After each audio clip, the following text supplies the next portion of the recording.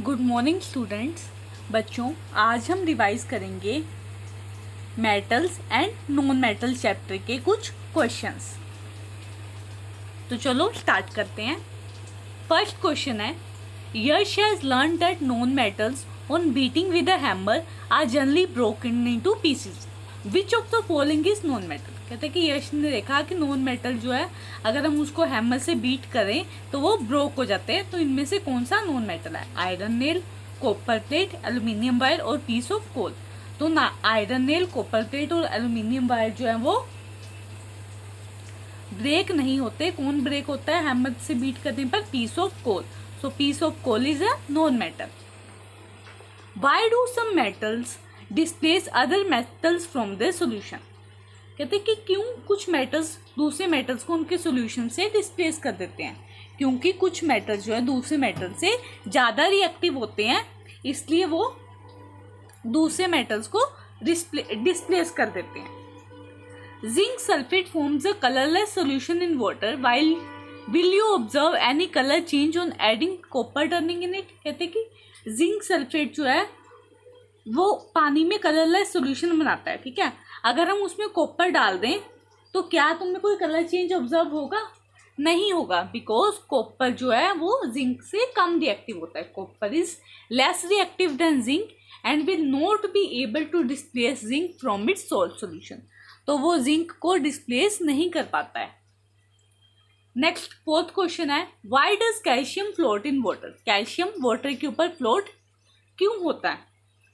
The hydrogen gas formed by adding calcium to water sticks to the surface of calcium solid and makes it float in water। कहते हैं कि जब हम calcium को पानी में डालते हैं तो जो हाइड्रोजन गैस इवॉल्व होती है वो कैल्शियम के सरफेस से स्टिक हो जाती है और उससे क्या होता है, कैल्शियम जो है वो वाटर की सरफेस के ऊपर फ्लोट होना स्टार्ट हो जाता है।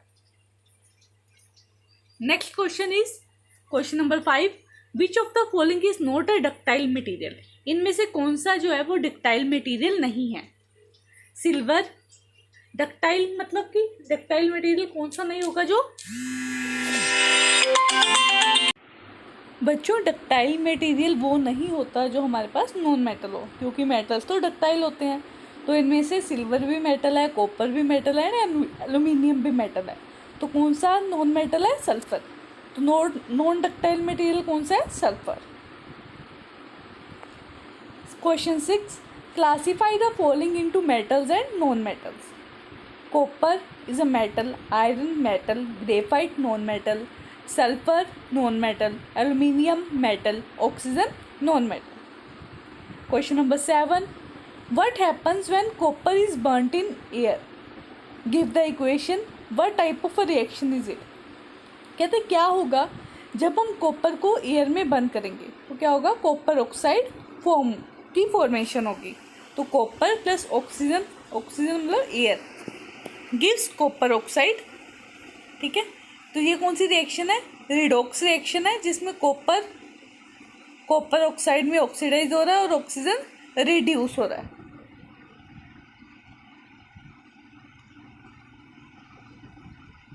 Next is what happens when hydrogen gas is passed over the heated copper oxide. कहते हैं कि जो कॉपर ऑक्साइड है उसके ऊपर से अगर हम हाइड्रोजन गैस पास कर देंगे तो क्या होगा?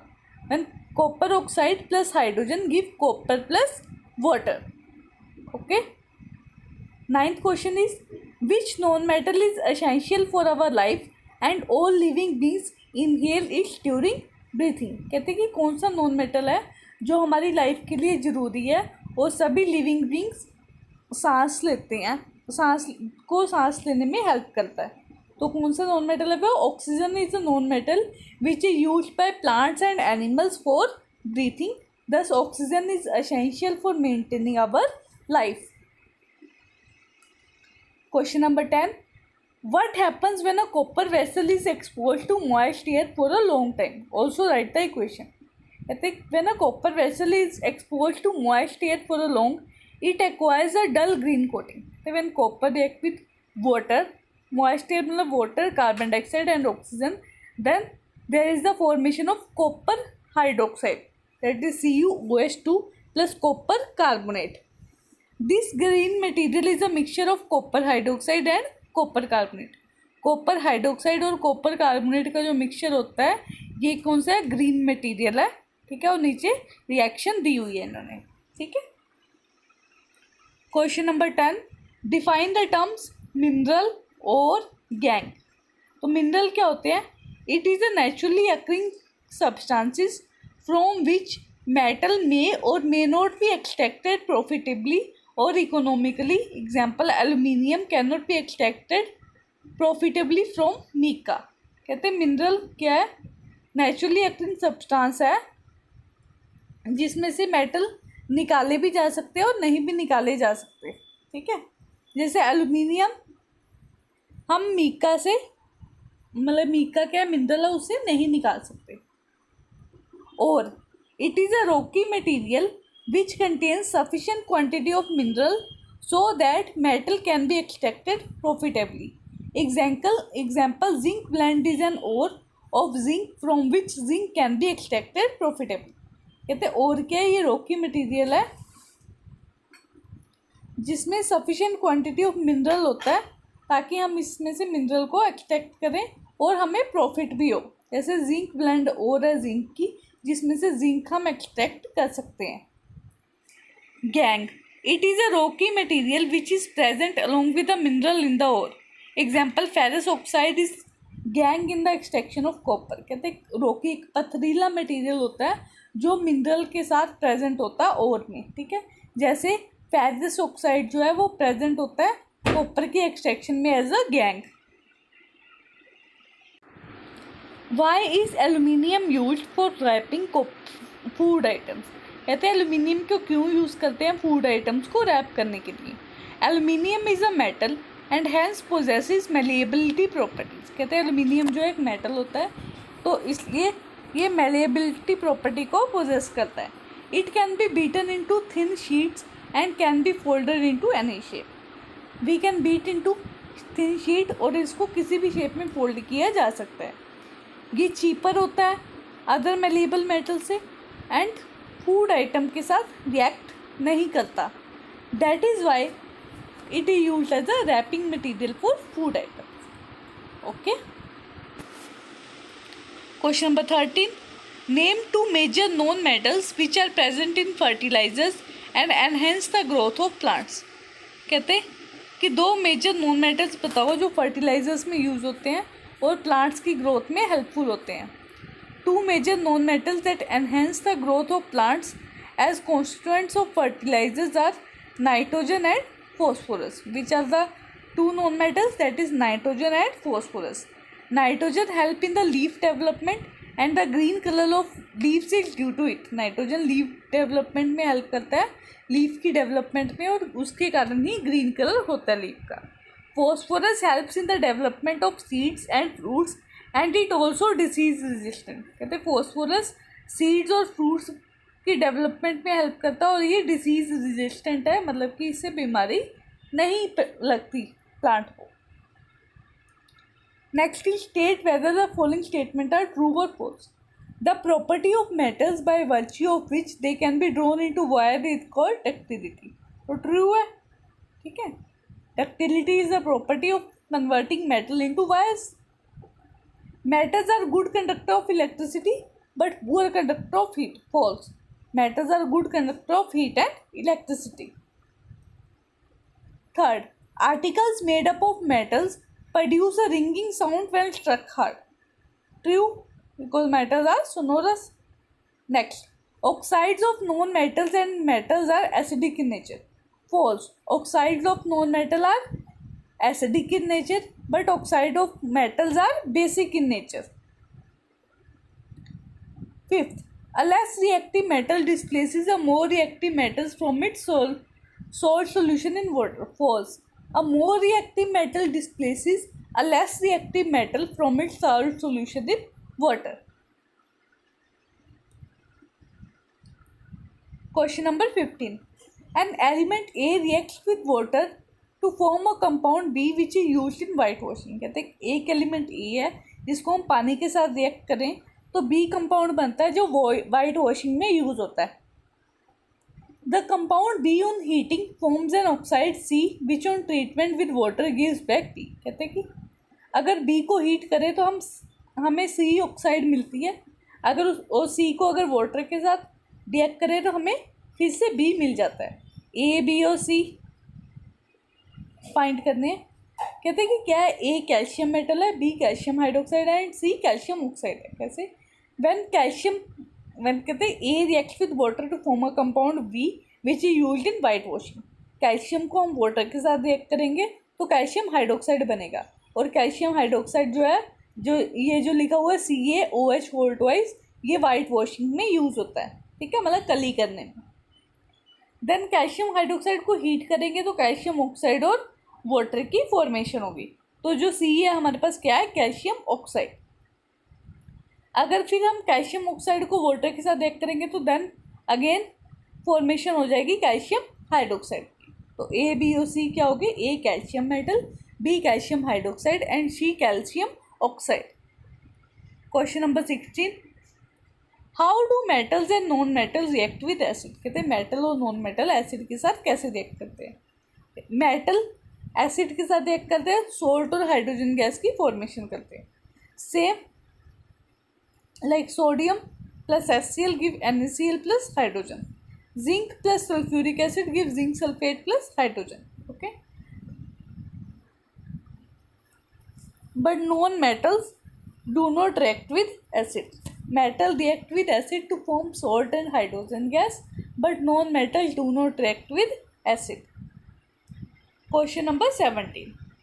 पहेली bought a statue made up of copper. कहते पहेली एक कॉपर का स्टैचू लेके आई। To her surprise, it acquired a dull green coating after a couple of months. Explain the reason.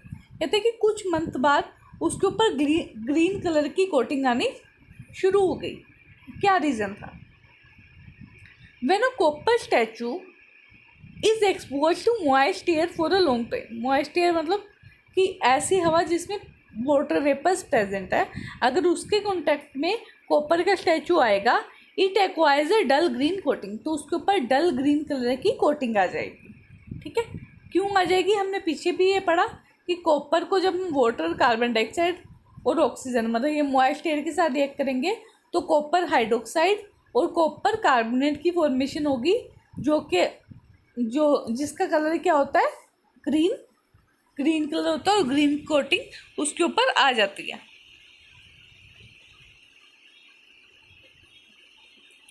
How are metal useful to us. कहते हैं metal हमारे लिए कैसे यूजफुल है। Due to their thermal and electrical conductivity, metals are used to make utensils, cooking vessels, wires and appliances. For example, copper and aluminium are mainly used for this purpose.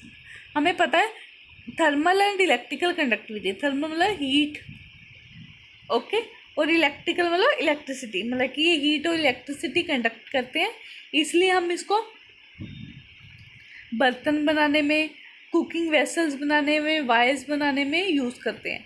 जैसे copper और aluminium इन purposes के लिए mainly use किए जाते हैं। Metals like iron and steel are used in various tools. Metal जैसे iron हो गए, स्टील हो गए, ये अलग अलग टूल्स में यूज़ किए जाते हैं, जैसे machinery, pipes, rods, sheets, doors, windows, construction works like bridges, roads, buildings extra. Aluminium used in packing and wrapping materials. It is also used in aircraft and automobiles. Aircrafts में और automobiles में भी use किया जाता है इसका। Metal like gold, silver and platinum are use to make jewellery and other decorating items. Zinc is use in galvanisation and dry cell and chromium in electroplating. Galvanisation मतलब होता है कि आयरन के ऊपर जिंक की कोटिंग कर देना ताकि आयरन को रस्ट ना लगे, आयरन को, लोहे को जंग ना लगे। ठीक है, ड्राई सेल जो हमारे सेल्स आते हैं, बैटरीज आती है, उसमें यूज़ होता है। एंड क्रोमियम इन इलेक्ट्रोप्लेटिंग, और क्रोमियम जो है वो इलेक्ट्रोप्लेटिंग की एक टेक्निक है जिसके बारे में आप डिटेल में 10th क्लास में स्टडी करोगे तो वहाँ यूज़ होता है। Lead is use in making electrodes and batteries. Lead जो है वो यूज़ होता है इलेक्ट्रोड्स और बैटरीज को बनाने में। Question number 19, Ram stored copper sulphate solution in a container made of iron. He observed certain change after a few hours. Can you tell what changes he observed? कहते कि कॉपर सल्फेट सॉल्यूशन को लोहे के डिब्बे में रख दिया तो उसको कुछ आज के बाद कुछ चेंज दिखाई दिए, तो बताओ क्या चेंज दिखाई दिए।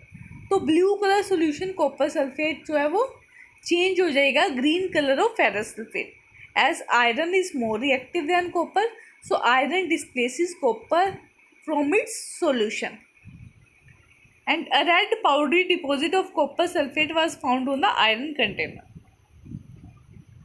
Imagine that gold is reactive like copper. Will it still be wanted? Why or why not? कहते हैं कि इमेजिन करो कि गोल्ड जो है वो कॉपर की तरह रिएक्टिव हो, तब भी हमें वो चाहिए होगा। अगर चाहिए तो क्यों, अगर नहीं तो भी रीज़न बताओ। If gold becomes reactive like copper, then its use in ornaments will decline. अगर गोल्ड जो है वो कॉपर की तरह रिएक्टिव हो जाए तो हम उसका ज्वेलरी में यूज़ नहीं करेंगे। This is because due to its increase reactivity it will loss its shine frequently which in turn will reduce its demand. कहते हैं कि रिएक्टिविटी ज़्यादा होने के कारण क्या हो जाएगा कि उसकी जो शाइनिंग है वो जल्दी ख़त्म हो जाएगी और उसकी डिमांड भी कम हो जाएगी। Question number 21, gold is a very precious metal, बहुत कीमती है हमारे लिए सोना। Pure gold is very soft and is thus not suitable for making jewellery. कहते हैं प्योर गोल्ड जो होता है वो बहुत सॉफ्ट होता है, तो इसलिए हम उससे ज्वेलरी नहीं बना सकते। It is alloyed with either silver or copper to make it hard. Alloyed मतलब मिक्स करना, सिल्वर या कॉपर के साथ मिक्स किया जाता है इसको हार्ड बनाने के लिए। But some jewellers mix a large quantity of copper and silver in gold to earn more profit. पर कुछ ज्वेलर्स क्या करते हैं कि ज़्यादा कॉपर और सिल्वर मिक्स कर देते हैं ज़्यादा प्रॉफिट करने के लिए। ठीक है, answer the below given questions on the basis of the statement. What precaution should you take while purchasing gold jewellery? We must see the carat of gold jewelry, current price and BIS hallmark on it. अगर हमें gold jewellery लेनी है तो हमें इन चीज़ों का ध्यान रखना पड़ेगा। कैरेट चेकने पड़ेंगे कि कितने कैरेट गोल्ड है, 22 कैरेट, 23 कैरेट या 24 कैरेट। करंट प्राइस की अगर 24 कैरेट का कितना प्राइस चल रहा है वो चेक करना पड़ेगा, और उसके ऊपर BIS हॉलमार्क होता है, एक निशान होता है, वो चेक करना पड़ेगा कि है या नहीं है। What standard you must see on gold ornaments? कहते कौन सा स्टैंडर्ड होगा? BIS हॉलमार्क होगा उसमें। What value of shopkeepers are shown here? Some shopkeepers are greedy, mean, cheaters and money minders. कहते कि क्या वैल्यूज उसकी शोन होती है शॉपकीपर की, कि कुछ शॉपकीपर ग्रीडी, लालची होते हैं, मीन मतलबी होते हैं, चीटिंग करते हैं और उनको अपने पैसे से ही मतलब होता है। Question number 22. Mercury is largely used in thermometer to measure the temperature. It is a very dangerous metal as its density is very high. If it gets into the food, it leads to mercury poisoning. कहते हैं कि ये बहुत dangerous metal है क्योंकि इसकी density high होती है, अगर फूड में चला जाए तो उसमें उसको जहर बना देता है। What two precaution you must take while handling equipment containing mercury? कहते हैं कि आपको क्या प्रिकॉशन लेनी चाहिए जब आप ऐसा मटेरियल यूज़ कर रहे हैं जिसमें मर्करी है। The precaution you must take while handling equipment containing mercury are: we must handle the equipment carefully and firmly. कहते हैं कि हमें आराम से उसको पकड़ना चाहिए ताकि वो टूट ना जाए और मर्करी वहाँ पर गिर ना जाए। ठीक है। Why is mercury used in thermometer?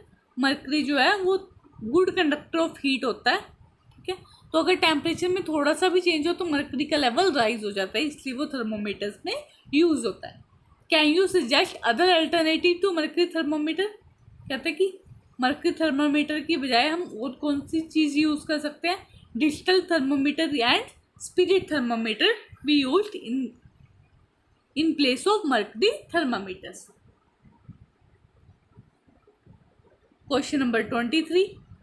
Metals and non-metals के बारे में डिस्टिंग्विश करना है। देखो फर्स्ट प्रॉपर्टीज है मेलेबिलिटी। तो मेटल्स हमें पता है मेलेबल होते हैं, मतलब कि उनको शीट्स में कन्वर्ट किया जाता है, लेकिन नॉन मेटल जो है वो नॉन मेलेबल होते हैं। सोनोरिटी मतलब साउंड प्रोड्यूस करना, मेटल सोनोरस होते हैं, नॉन मेटल्स नॉन सोनोरस होते हैं। डक्टिलिटी मतलब वाइस में कन्वर्ट करना, तो मेटल्स डक्टाइल होते हैं लेकिन नॉन मेटल्स नॉन डक्टाइल होते हैं। लस्टर मतलब शाइन, मेटल लस्ट्रस होते हैं और नॉन मेटल्स नॉन लस्ट्रस होते हैं। हार्डनेस और solidness, metals are hard, metals hard होते हैं सोडियम और पोटेशियम को छोड़ के, और नॉन मेटल्स सॉफ्ट होते हैं डायमंड को छोड़ के। Conductivity, metals are good conductor of heat and electricity while non metals are poor conductor of heat and electricity. Density, metals की डेंसिटी हाई होती है, सिर्फ लिथियम की लो होती है, और नॉन मेटल्स की डेंसिटी लो होती है। Melting and boiling points, metals का high melting and boiling point होता है और non metal have low melting and boiling point except graphite. Only graphite is a material which have high melting and boiling point. Question number 24, which of the following metals can displace the other two metals from the salt solution. कहते हैं कि कौन सा metal है जो दोनों दो other metals को उनके सॉल्ट सोल्यूशन में से डिस्प्लेस कर देगा। Zinc, iron, copper. तो अगर हम देखें कि जिंक मोस्ट रिएक्टिव है तो वो आयरन और कॉपर को डिस्प्लेस कर देगा, ठीक है।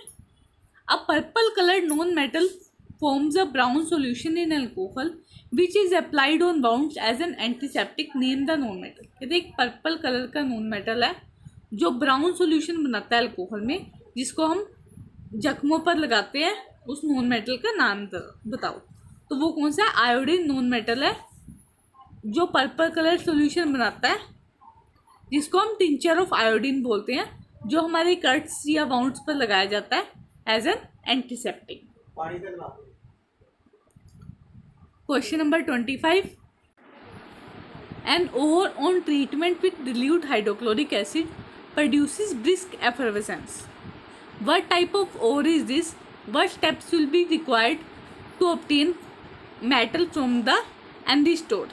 कहते हैं कि एक ओर है जिसको हम डिल्यूट हाइड्रोक्लोरिक एसिड के साथ रिएक्ट करें तो एफरवेसेंस होती है। ये किस टाइप की ओर है और कौन से स्टेप्स हमें चाहिए ताकि हम इससे मेटल एक्सट्रैक्ट कर सकें। दिस ओर इज कार्बोनेट और zinc carbonate on heating give zinc oxide and carbon dioxide.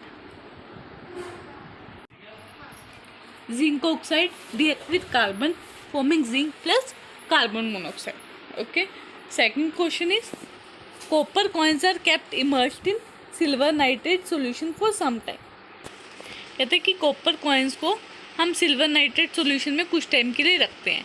What change will take place in the coin and colour of the solution. कहते हैं कि क्या चेंज आएगा, तो कॉपर को अगर सिल्वर नाइट्रेट के साथ रिएक्ट करेंगे तो कॉपर नाइट्रेट प्लस सिल्वर बन जाएगा, तो जो सॉल्यूशन का कलर है वो ब्लू में चेंज हो जाएगा due to formation of copper nitrate. Riya has 4 materials: wooden cork, iron ball, copper coin and iron nail. Now help her find which material has more ductility. तो जो मेटल होंगे वो उनकी डक्टिलिटी ज़्यादा होगी, तो कौन कौन किसकी डक्टिलिटी ज़्यादा होगी, आयरन बॉल की और कॉपर कॉइन की और आयरन नेल की, क्योंकि वुडन कोर क्या है हमारे पास नॉन मेटल है। नेक्स्ट क्वेश्चन है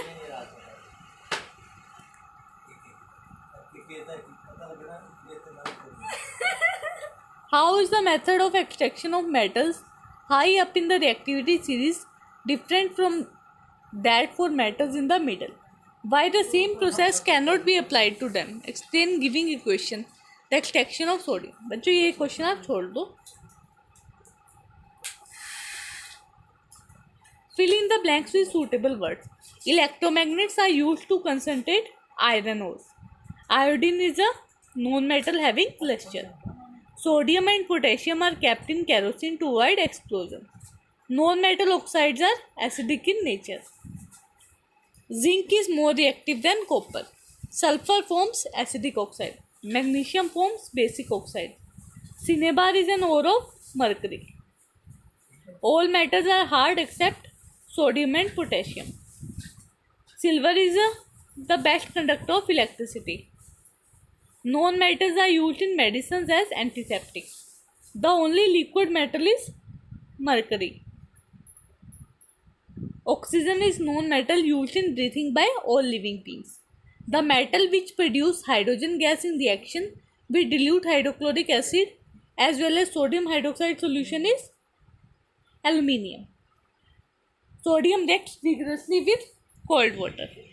Thank you.